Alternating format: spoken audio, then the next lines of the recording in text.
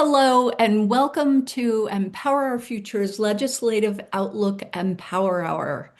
My name is Mary Pettigrew, and I'm a member of the Empower Our Future communications team. And now I will read the land acknowledgement.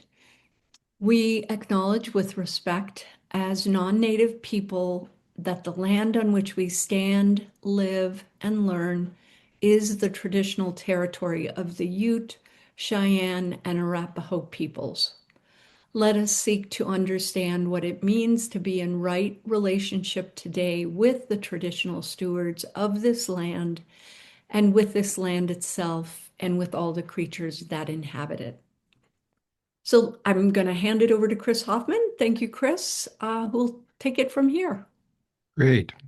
Thank you, Mary. And I think, Senator Amabile has just joined us. So we're privileged tonight to have, um, looks like you're on a commute too. That's very impressive. We are I am, privileged. but I just want to say I'm not driving. I'm the Yes, passenger okay. in this car. Thank you. We're privileged tonight to have Senator Amabile and Representative Smith and Representative Brown with us. And Junie Joseph, Representative Joseph, may be joining us. I think she's been in a committee meeting and she's putting the people's business first, which is just right. But we are really grateful to all our representatives Smith, Brown, and Senator Mobley for being here and for your dedicated service to the community and to the citizens of Colorado. And thank you for standing in opposition to those actions of the Trump regime that are illegal and unconstitutional. And we know that each of you is involved in many important pieces of legislation in addition to those having to do with climate and the environment. So in your introductory remarks, please feel free to educate us about those other efforts, as well as letting us know about your work in this session related to climate and environment. We'll ask each of you to take about 3 minutes each to give your introductory remarks, and we'll go in alphabetical order, starting with Senator Amabile. Okay, thanks. Thanks everybody for being here and thanks for inviting us. So I'm Judy Amabile. I represent Senate District 18. That's Boulder, Louisville, Superior, Gun Barrel, and Niwot. And I am on the Joint Budget Committee and the chair of the Senate Appropriations Committee. And really, this year we got a big upgrade on the Joint Budget Committee with the addition of Rep. Kyle Brown. And he knows I'm just buttering him up, but actually it's also true because he is so knowledgeable about healthcare and about a lot of things and has picked up the work incredibly fast. So, and also I'll just mention that I commute often with Rep. Smith because she's truly living her values, and we carpool, and she takes the bus home. And we've spent a good amount of time helping each other and learning from each other. And I'm really impressed with the slate of environmental bills that she ran last year and that she is running this year. So she's really been a champion for all of you. I am running a variety of legislation. I don't know that a whole lot of it is of interest to you all, but I do have two housing bills, and I'm also running this legislation on flock cameras, which I think a lot of people in the state of Colorado really care about. And then I do have, and I'm running this for now the third year in a row. This hopefully will be the year it actually gets introduced, which is the Clean Energy Plan for 2040. And it sets up benchmarks to go beyond the Clean Energy Plan for 2030 and sets a benchmark at 2035 and at 2040 and at 2045 and 2050. So happy to talk about that more, but I'll pass it up. Great. Thank you very much. Rep. Brown. Yeah, thank you very much. Representative Brown. Thank you, Chris. Appreciate it. It's wonderful to be with all of you. And thank you to Senator Amabile for her kind words. I tell you, I sit next to Senator Amabile on the Joint Budget Committee every day. So when I make a mistake, she can just, throw me an elbow and make sure that I'm staying in line. And I have a lot to learn from Senator Amabile and her leadership on the Joint Budget Committee. So I've been very fortunate to not only be on the committee but to learn from her. And of course, I always love working with my good colleague Representative Smith. She and I have worked on legislation before, and look forward to continuing to support her work this year. This year, I'm working on a couple of different bills in the environmental and energy space. One is related to data centers. I'm on a bill that would put what I think are meaningful guardrails on data center development and how it impacts not only our environment, our water, but also the impact on ratepayers. A lot of communities have seen data center development impact the rates of everyday people and the energy that they pay. And I want to make sure that we sort of learn the lessons of that. So I'm on a bill with Senator Kathy Kipp, and we're working on that together. I'm also on a bill. I've been working on a bill that has yet to be introduced related to renewable energy siting and permitting. We've been working with both industry and counties to make sure that we can sort of streamline renewable energy permitting processes and maybe provide some incentives for counties so that we can get these projects done because, we all know that renewable energy is really the way that we need to be moving, and especially if we're going to meet our climate goals and meet the goals that Senator Amabile talked about that in her forthcoming legislation, we're going to need to make sure that we are accelerating the development of renewable energy. So hoping we can get across the finish line on that one. And then I have kind of a smattering of other environmental related bills that may or may not be energy related. I have a bill on recycling of EV batteries.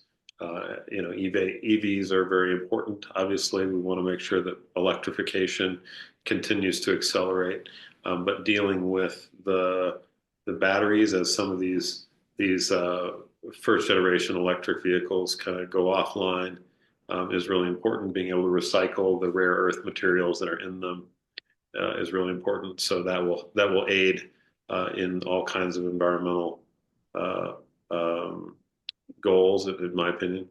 And then I've got another bill related to pesticides and the use of pesticides.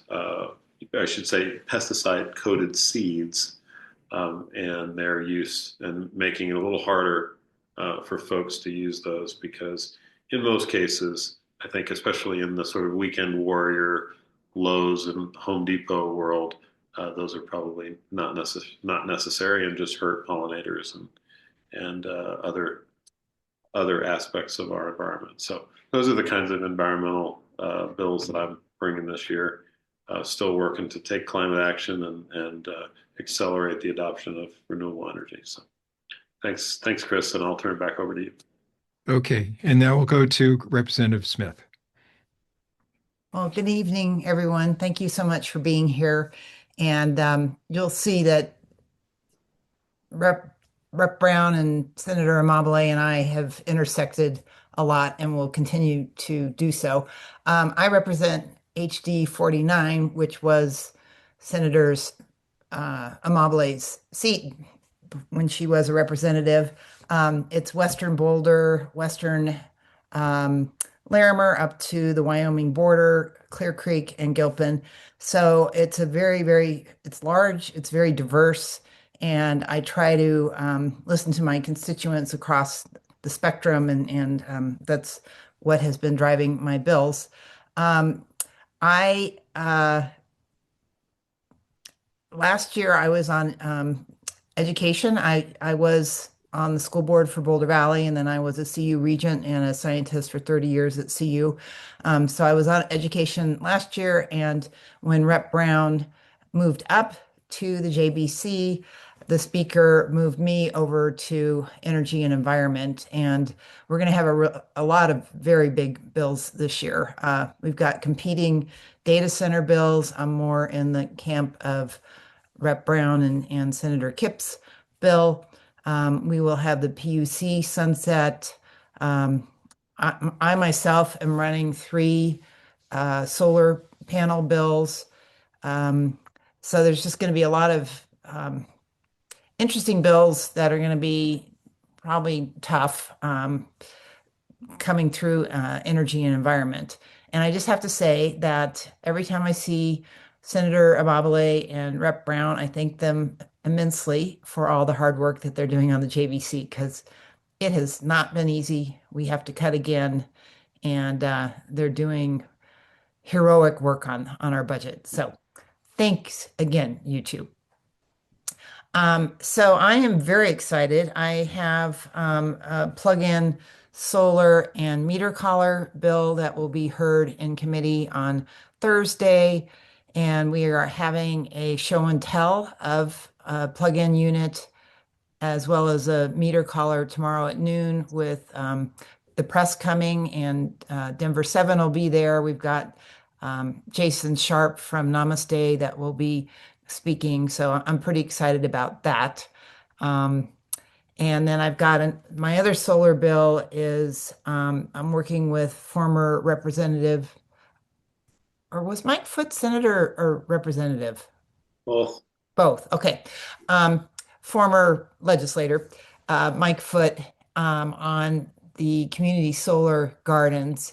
We're trying to speed up the process of permitting so that developers can take advantage of the tax incentives that are going to go away at the end of 2029. So we're working on that bill. And then I've got a bill with Representative McCormick from Longmont around brownfields, which are those blighted areas. Maybe it had been a factory or a dump, and somewhat toxic and not really usable for housing or commercial, and to try to incentivize developers to build solar arrays on those brownfields. And, we've got the folks that are on the western slope and southeastern Colorado complaining that, everybody wants to site these big solar projects on agricultural land. And so this is a nice way. We're hoping that we'll get some Republicans, make it bipartisan because, look, this is going to be putting the solar panels along the Front Range where that power is needed. And so I'm excited about that. And those ones are both going to come up in March. I also have a bill on plastics and nurdles, as they're called. They're like the little small beads. They're not teeny, but of plastic that manufacturers, for instance, if they're making frisbees out of plastic, they inject those little plastic nurdles into the form to make their frisbees. So we're running, started at the Senate and it's coming to the House, and to basically not allow any company to get a permit to discharge plastics into waterways or into land dumps. And also, if there is a spill, that they have to clean it up and they could be fined. So those are my sort of my energy related environmental bills that I'm going to be running this year. Super. Thank you all very much. And for all our legislators, as you know, we've solicited questions for you from the community through the Empower Our Future website. And to avoid duplication, we've consolidated those questions by topic. And we've received a lot of questions. So we'll start with the most pressing ones. And because we have a lot to cover, we'd ask our panelists to make their responses as succinct as possible without sacrificing key information. We want to let everyone know that though we may not get to all the questions this evening, we have sent the full list of questions to our legislators in advance so that they can be aware of what the community is asking. And if we do get through all the submitted questions and there's still time remaining, we'll move to the questions submitted through the Q&A Zoom function this evening. If at the end there remain unanswered questions, we'll send those to the legislators as well. I'll read the first question and let whoever wants to respond first take it from there. And after that, if others have something to add to what has already been said, please comment. So the first question has to do with the endangerment finding. Trump's EPA recently revoked the endangerment finding that for 16 years has been the central basis for regulating planet warming emissions from power plants, vehicles, and other sources. The finding itself is straightforward. It says carbon dioxide and other greenhouse gases caused by burning fossil fuels such as coal, oil, and gas endanger public health and welfare. So how soon can Colorado pass an endangerment finding at the state level, and what else can be done to strengthen protections against carbon pollution? I think the question would be, what would a state level endangerment finding do? I mean, obviously, I think that carbon emissions are a danger to ourselves and our community. And then the question would be, is there something that we as a state can do if we were to sort of pass that into law? We have a number of programs, including our sort of statewide climate goals that we have already passed, and we are moving in a, independent of the federal government, we're moving down that path. So I'm mindful of this because what we really need is probably increased enforcement and new investments in renewable energy and potentially regulation. And where we are with the state budget is not in a good place to provide additional oversight right at this point. So it's a challenging conversation, and I would love to explore that more. The budget is tough. Mm. Well, and I also would say, Senator Amabile, maybe you want to talk a little bit about the clean energy plan because, there is, it's awful that EPA has done this because obviously, we're one state. We need the whole U.S. On board with the idea that greenhouse gas emissions are, harmful and climate change is real, which obviously the feds don't believe. But I think, with this clean energy plan, and again, I think Senator Amabile can talk a little bit about that.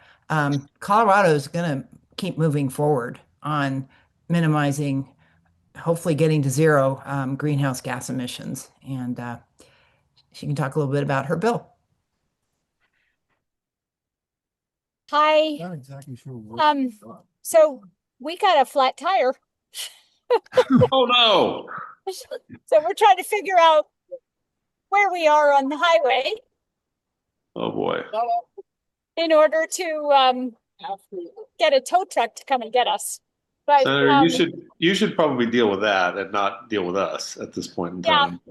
I think we're just going to be sitting here for a while though. So Okay.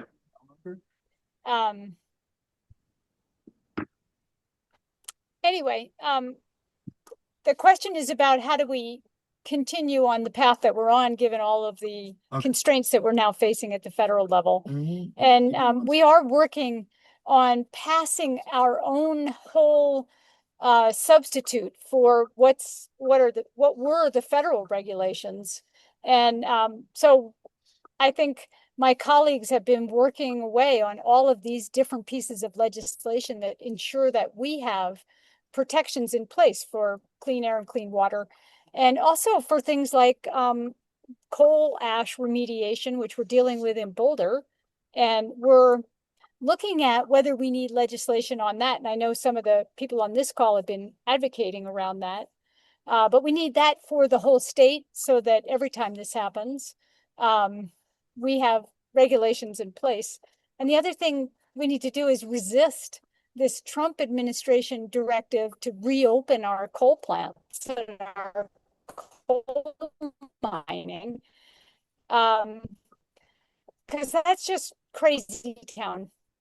And they don't want to do it either because this is not even profitable. And I think there are a lot of things that we are doing, and the clean energy plan, is one thing, and that is very forward looking, which we obviously need to do. But there are things that also are more immediate that we have to be addressing. And we also had at the CDPHE, we almost lost our ability to regulate ourselves on the clean water because we weren't doing a good job of testing. So the EPA was going to take over that testing for us. And that's just a disaster because no one trusts them to do a good job. So we did provide additional funding. Both Rep. Brown and I voted for that to make sure that we can get into compliance and continue to do our own. Thank you for that. Thank you for all of that. And we've passed in the past on the Waters of the U.S. bill when that or the decision when that got repealed. We've passed state level regulations, so it's not out of the question. We can certainly do that. So. Great. Thank you so much. It's really good to hear all the things that you are engaged in. The next question we have has to do with data centers, and I know Representative Brown has already touched on that. But we received several questions about data centers concerning their demands for power and water and their potential impact on rates.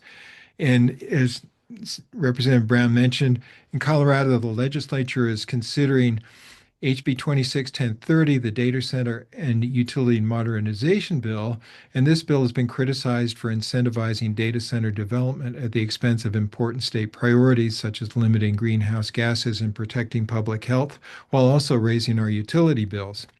Meanwhile, lawmakers in several other states, including Georgia, Maryland, and Oklahoma, are exploring passing laws that would create statewide bans or moratoriums on building new data centers. And just yesterday, the mayor and city council of Denver jointly announced that they would try for a moratorium.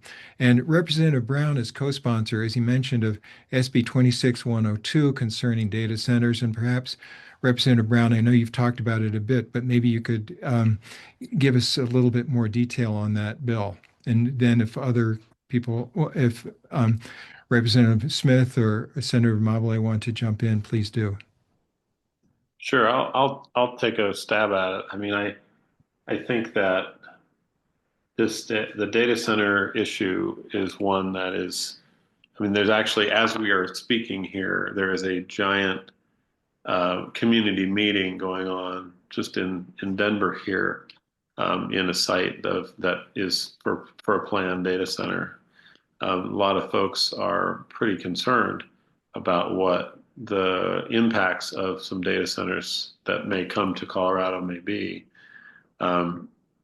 We've seen sort of negative impacts of data centers in other places in the country, Virginia, where energy bills have been significantly impacted, and elsewhere.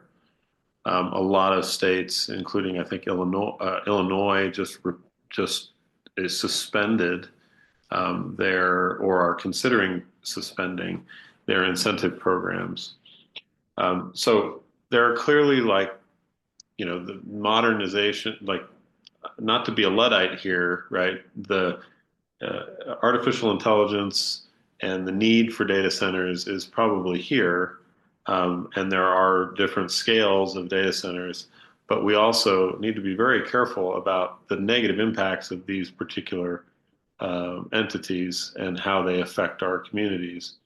So the bill that we have, Senate Bill 102, puts some reasonable guardrails in place, in my opinion, about requiring 100% renewable energy for them, making sure that we have that we're addressing the water concerns and protecting consumers from the potential increases in their energy bills, so that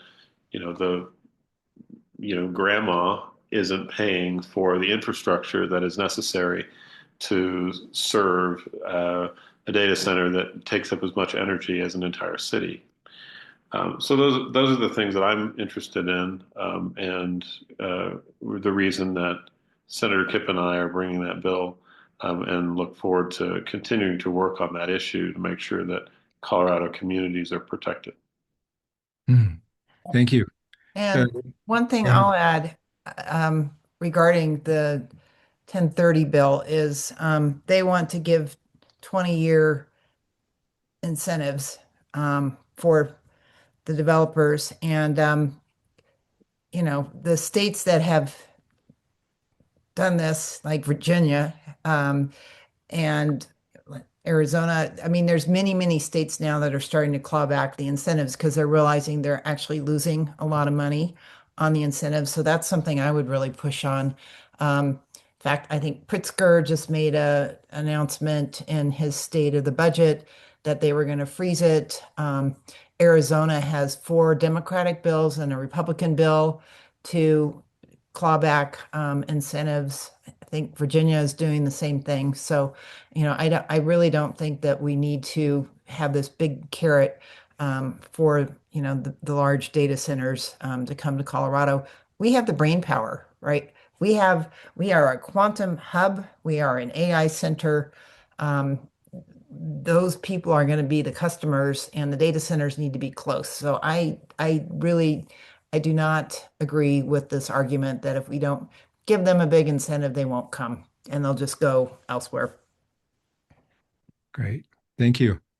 Um, maybe Representative Smith, we could move on with plug-in solar and plastics. We'd like to ask about your improved customer use distributed energy resources and what's been called plug-in solar or balcony solar.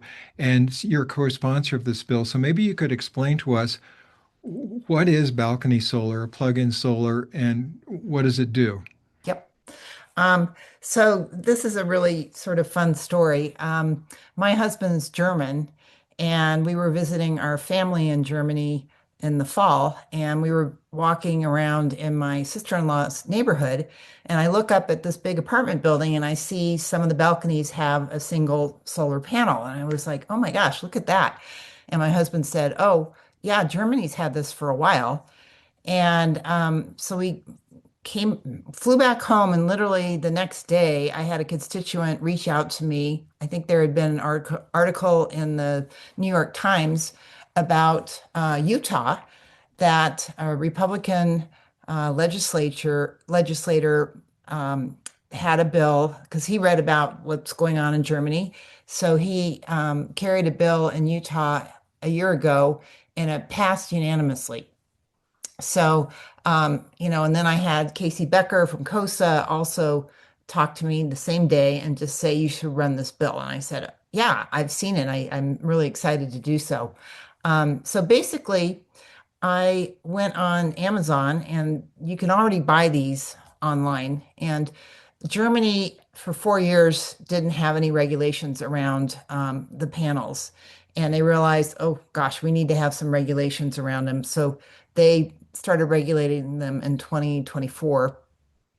So basically, it's a small unit. It's not going to power your whole house, but especially for those that live in an HOA or an apartment where they can't put in their own rooftop solar, it's a way for these, you know, consumers to be able to purchase a panel, hang it on a balcony, or, maybe put it on their patio on a structure, and then you just plug it in. And, we've done a lot of safe stakeholding because there's been concern about, especially since we've had the power shutoffs, we don't want to have these panels, when there's a shut off to provide juice onto the lines when the linemen are trying to, fix things.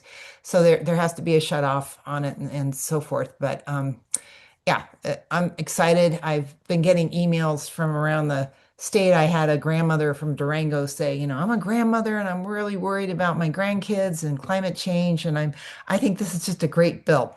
So, yeah, I'm pretty excited about it. And I think there's probably going to be I hope some bipartisan support. We actually had a demonstration with the Republicans on the committee, and the legislator from Utah zoomed in and talked to them about, their law and so forth. So there's something like, I think 20 states have their something in the legislature this year. So there's a lot of interest, and I think as states start passing it, there's just going to be, you're going to be able to go to Costco or Home Depot or maybe even McGuckins and pick up a unit and take it home and plug it in. That's really innovative and exciting. Thank you. And since while we're with you, you're also the co-sponsor of SB 2616, prohibit discharge of pre-production plastic materials. And you mentioned that briefly, but maybe you Yeah. could just give us a little more detail on that. So I'm an aquatic scientist, and so somebody from I forget the name of the organization, but he was talking to me about the seed coating. Is that the bill that you're on, Rep. Brown? The seed coats? Yeah. The seed coating and the pesticides. And then he started telling me about this plastics bill that Senator Cutter was carrying. And I asked him, I said, boy, like, I know all about this. Like, the plastics look about the size of a fish egg, so fish could be eating them and filling their gut and, starving. They break down, so then you can have the zooplankton eat the plastic and, fill their guts and, um, you know, starve. And then higher up, it would affect the whole food chain, potentially wreaking havoc on local fisheries and so forth. So I was really excited about getting on this bill. So basically, as I said, it's, a company cannot get a permit to discharge these plastic pre-production pellets or nurdles into waterways, into landfills and so forth. What is very worrisome, we don't have any production. They tend to be produced down in the Gulf states because of the oil. They need the oil, right, to develop plastic. But, trains carrying them, our trains, a lot of them are going along waterways, especially the Colorado River. If trains discharge them, or if there's let's say, it has an accident and discharges into the Colorado River, that could really wreak a lot of havoc with the ecosystem. So it's more of a proactive than reactive bill, but I think it's an important bill for our state. Great. Thank you. Now, there's some bills that many in the environmental community have expressed support for, and I'm going to read you summarize three bills, and I just want to see if any of you would like to comment on any one of these three.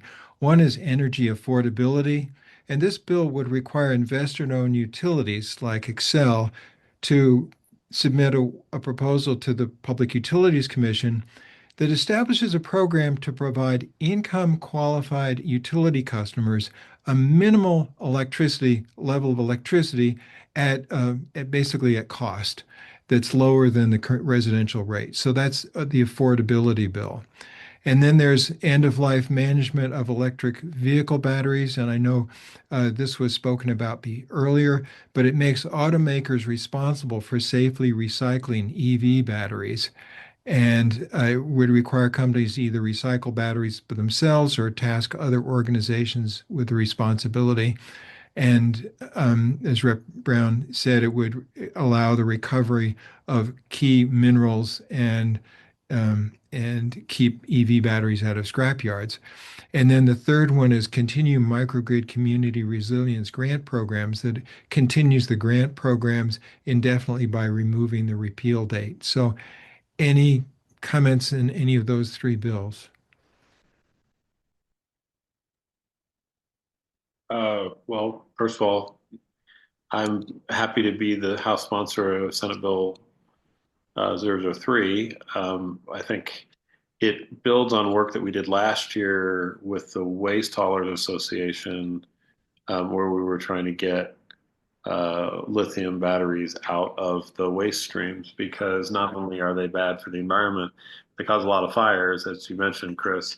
And so it was this really great kind of coming together of the environmental community, as well as, this basically the industry that hauls a lot of our trash. So that was great, and this is the next iteration of that, which is, I think these electric batteries, the electric vehicle batteries, more and more hybrids and electric vehicles are coming to the end of their life, having been utilized. My Prius still has 179,000 miles on it, and I hope it'll go for 179,000 more. But at some point, its battery is gonna come to the end of its life, and then I'll need to recycle it. So that's what I'm excited about, and I'm excited that this is a sort of manufacturer responsibility program, right? That taking a page out of some of the work that we've done in the past on that. So I think the energy affordability program bill is really an interesting concept, and I look forward to seeing that come over to the House. And we're going to start. We scheduled House Bill 1051, the Microgrid Community Resilience Grant Program. We scheduled that in House Appropriations, so we should hear that in House Appropriations on Friday. So, Thank you. Any other comments from Yeah, Representatives? I'll make a couple of them. I am very excited about the electric battery recycling.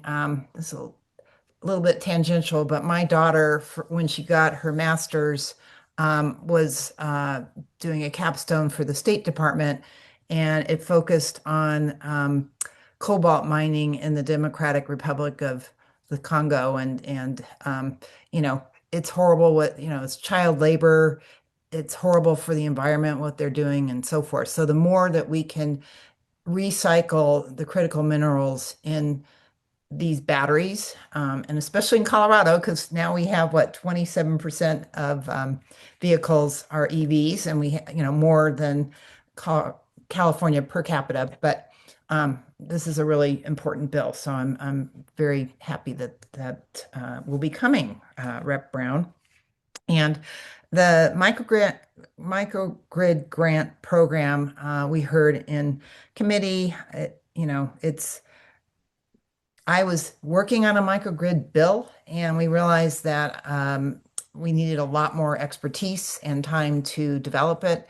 And so that is something that is on my plate for working on during the interim. So next year, I will have a microgrid bill. And these communities that have developed their plans through the initial microgrid grant program, unfortunately, because of our budget, we don't really have the incentives to help them maybe build out that microgrid. But hopefully, at one point, we can help out those communities, because they mainly are focused on rural communities where the power can be a little bit more iffy. Thank you. And it looks like our Representative Junie Joseph has joined us and has probably just dashed from a committee meeting to be here with us. So, Representative Joseph, would you like to just say a few words about what you're excited about and what your thoughts are for climate and environment related bills and other bills you're working on? Perfect. Good afternoon, everyone. It's a pleasure to be here with you tonight to have this conversation. I'm sorry I'm a little late because I just got done in committee with one of my bills. I am still a member of the Energy and Environment Committee, and I sit on appropriations as well this session. And I didn't mention that my brain is a bit scrambled right now because I was in committee, so bear with me. Currently this year, one of them is around transit. Oh, Again, this year it's coming back. And that particular bill would help community members who want to do energy upgrades on their property. And and then I have a transit access bill that I'm working on in the House.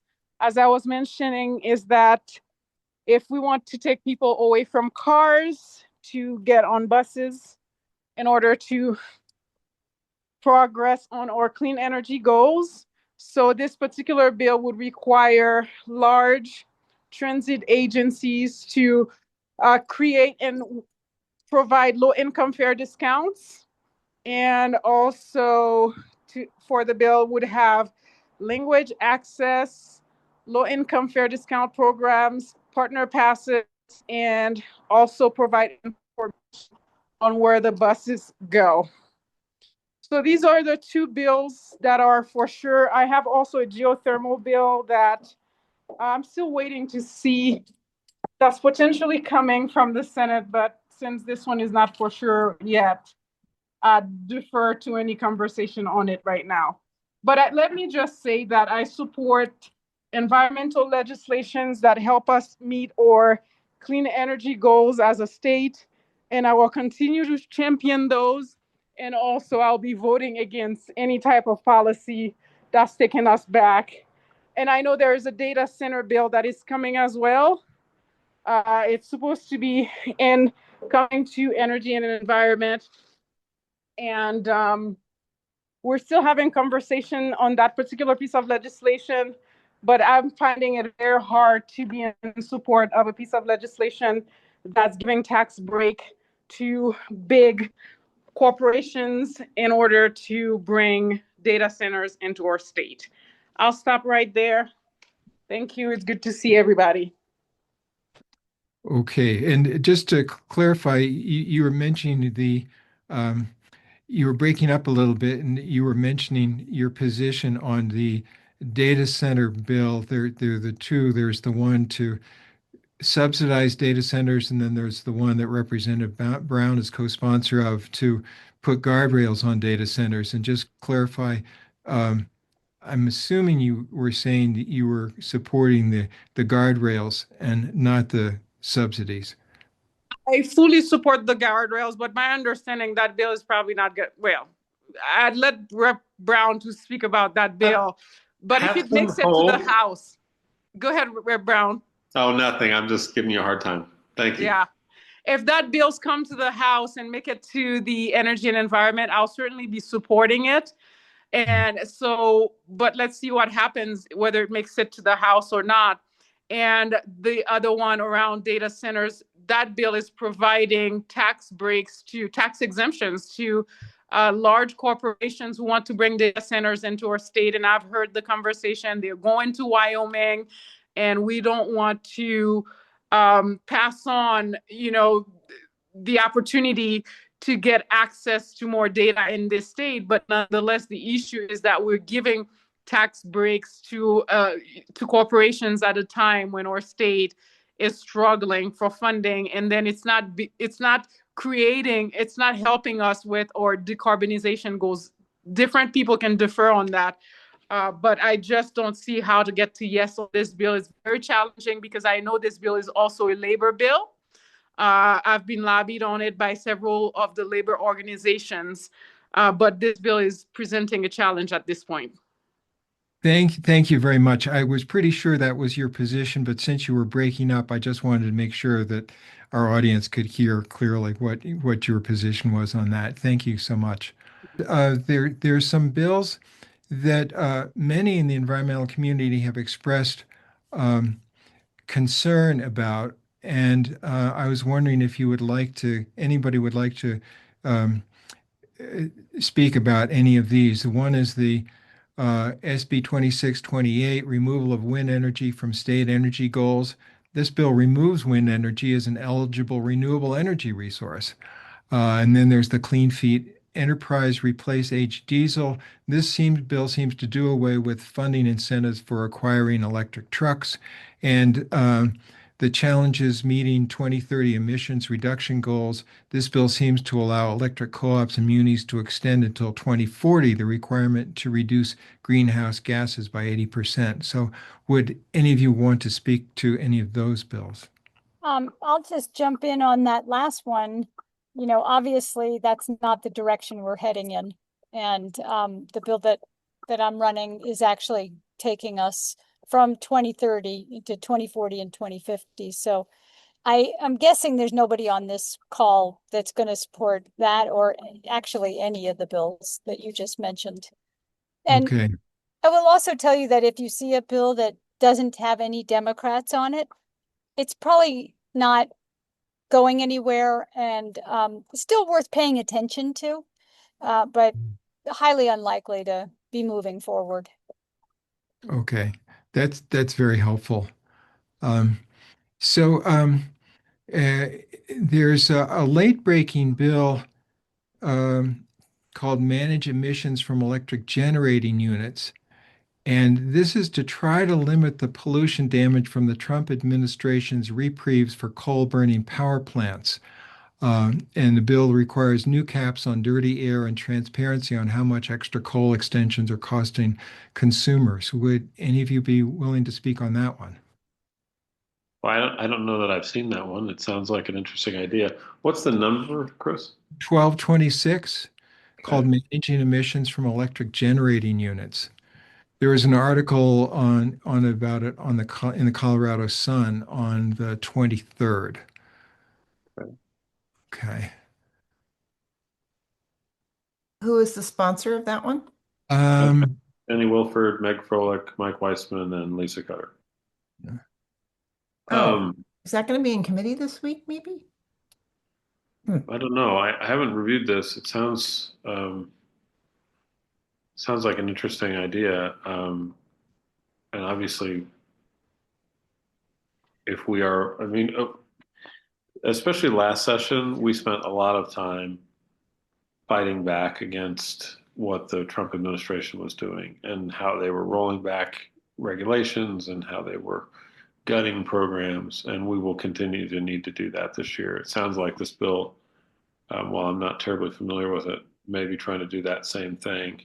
And these are legislators that I definitely tend to trust on environmental issues. So from the um, article, that sounds like what it was trying to do. appreciate you flagging that. And it might be in committee on Thursday. I just haven't, because Hmm. I've got three bills this week and, yesterday was a late day, so I haven't read all my bills for the committee, but it might be in committee on Thursday, actually. Okay. So we're getting this has been fascinating, and there are a lot of other questions, and there's some in the Q&A that and we haven't been able to get to. But we're getting close to the end, so we'd like to give each of you a minute or so to say a few sentences in closing, and particularly let us know as citizens and listeners how we can support you in your work. Um, uh, we really appreciate what you're doing. So maybe again we could go in alphabetical order. And Senator Mobley, do you have a spare tire now? I do not. We're just waiting for a tow truck. So, Okay. um, I'll just say, first of all, we really appreciate and rely on advocates like you all. And you being involved, you sending out emails and letting us know what positions you want us to take on various bills is incredibly important. Showing up at the Capitol or coming to the Capitol online to testify on bills uh, is very useful and supportive of the work that we're trying to do. And then I guess I will also just say, it's really nice if you can also give us some grace. We all have a lot of different things that we're having to vote on. Things are really moving fast. And people might have a reason for taking a slightly different point of view on things. And we want to hear if this is, a terrible thing we're doing, but also just to give all of us a little bit of grace and to make sure that we all understand we're all on the same team here. And then I will say this year is going to be just a heartbreaking, heart-wrenching budget year. where we have every day, Kyle and I hear more bad news about what's happening with the budget. And that is going to impact everybody's bills and all of the climate work that we're trying to get done. Because all of this work, not all of it, but a lot of it requires money. And we don't have a lot of that this year. So some understanding on that front too, as we try to prioritize taking care of the most vulnerable and also making sure that we're moving forward with all of our goals. And again, thank you for inviting me to come, and really nice to be here with you guys, even under this very weird circumstance. Thank you so much. Representative Brown, a few closing words from you. Thank you very much. That's the kind of service you get from Senator Amabile, is even when she's waiting for a tire, she's willing to talk to you. So she's my senator, so obviously I'm just trying to get in her good graces. I'm again, always a pleasure to be with you all. This is not my first time with you all, and I just appreciate the opportunity to chat with you all about what's important to you. I know that, taking climate action, continuing to fight for good environmental policy is really, really important to me. I know it's important to all of the legislators on this call. And so I'm, just happy to continue to work with you all. I hope you will reach out when things don't look right to you, when you're concerned about policies. I hope you will also reach out and help my colleagues understand why policies that you support are important as well. So I'm just grateful to the work that you all do, and look forward to continuing to chat with you as the weeks go by. And with that, I'll leave it there. So. Thank you very much. Representative Joseph, a few closing words from you. Thank you.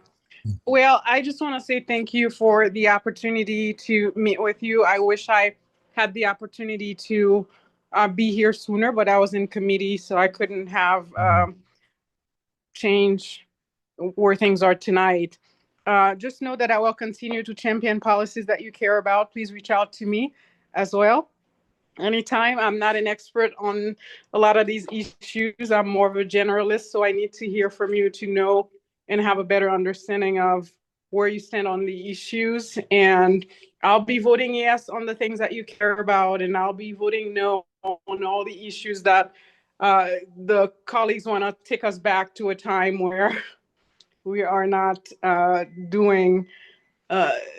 we're not legislating on the issues that you care deeply about. So just keep reaching out to me, and I hope to be responsive as we continue to do this work together. Thank you. Thank you. Thank you very much. Representative Smith, closing words from you. Yes, thank you.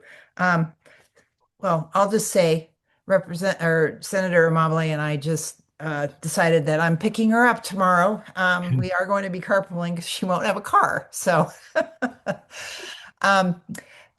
again, it's great being here. Yesterday my head was sort of exploding with all of these different energy bills, and I had been doing a lot with the microgrid, and we had to let that go for this year. And I thought, oh my God, this is like studying for a final or my dissertation. So I'm excited that I'm learning so much, but there is so much expertise in your group. For any particular bill, if you want to weigh in, I would love to hear from you. One thing, this House Bill 2025, Distributed Energy Resources Requirements, that's the one that I'm working on with former legislator Mike Foote, and Ginny Wilford is my co-prime, but Excel is going to be pushing against this, and that's the community solar gardens. So, when that starts making its way into committee, it would be helpful maybe to have some of you all weigh in on that. So I can be in touch with that, or you can reach out to me. Okay, and that's HB 2025? Yep. Okay, community solar gardens. Good. We'll make a note of that. Okay, so thank you again very much, and I'm going to turn it back to Mary to close us out. Thank you, Chris. And thank you so much to all of the legislators. We really appreciate your joining us tonight. Just want to remind everybody, save the date for March 17th. Our Empower Hour guest then will be Jonathan Singer, Senior Director of Policy Programs at the Boulder Chamber of Commerce. He's going to discuss the Chamber's recent survey of the impact of Excel's public safety power shutoffs on local businesses. And we also just wanted to throw in a plug for a pretty nifty app developed by a local solar firm. You can choose clean power by shifting your electricity usage to time of high renewables when the sun is shining or wind is blowing. Best way to do it is to use a forecast like ChargeBug. This shows when renewables are likely available on the grid. There's also a December Empower Hour about this, but again, that app is available for iPhones. The Android version is coming soon, and you can also go to that web address. If you don't have time to write it down, you could just go to sintoninstruments.com and find the ChargeBug app or web page there where you can see the forecast. So I want to just take a moment to thank the other Empower Our Future communication team members who are integral to making these Empower Hours happen. They are Paul Cullen, Chris Hoffman, Steve Whitaker, and Julie Zonizer. This video, and again, recordings of all the past Empower Hours are available at empowerourfuture.org/events. Thanks again for joining us tonight. And good luck, Judy, getting home. Goodness. Thank you. Have a good night. Yeah. Take care, all. Bye-bye. Thanks, everyone.